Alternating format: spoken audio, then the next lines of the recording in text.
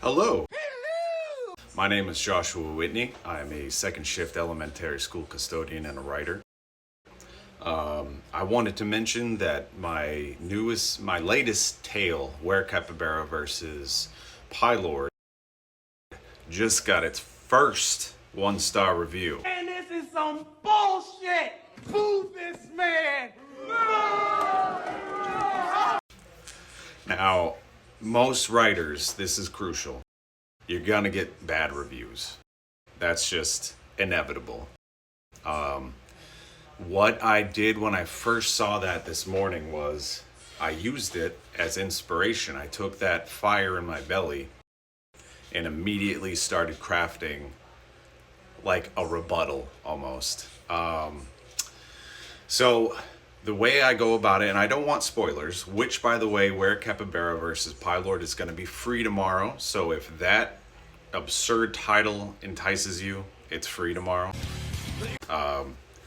So you can check it out for yourself. It currently has three ratings, not reviews. Sorry. I'm in a continuous state of having a stroke, apparently. But it has a 5-star, a 4-star, and a 1-star. But I wanted to, you have to kind of take the good with the bad, but don't linger on the bad. Let it fuel you as a creative. So what I did is I've started the story today is, oh God, what is that? There's a Freddy Krueger movie where it gets very meta. Wes Craven's actually in the film, along with Robert Englund, and it's basically talking about the making of Elm Street, whilst also having Freddy manifest in this new world. That's what I did. I love pulling from nostalgic horror that I grew up with. So what happens is I'm kind of grounding it with a girl who's chasing the approval of her father, who disapproves that she doesn't want to have a baby, which, a lot of people in the 30s can relate to.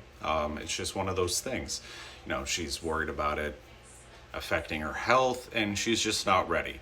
The father disapproves of this. She chases that high in approval by 1-starring ebooks, like constantly wanting to have her say be the say, you know what I mean?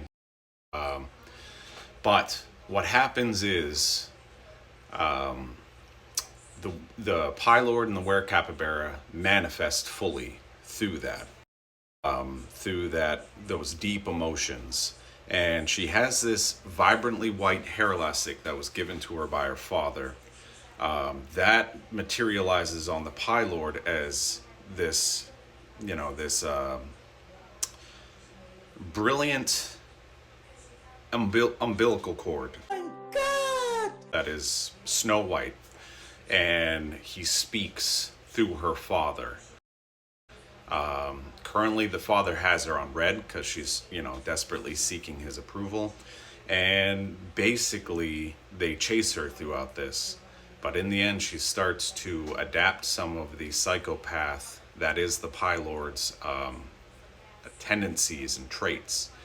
And I'm not going to spoil anything, and I haven't even written it all the way out. But yeah, I just wanted to come on here and show you guys how you can use those inevitable 1-star reviews as inspiration to birth more creativity.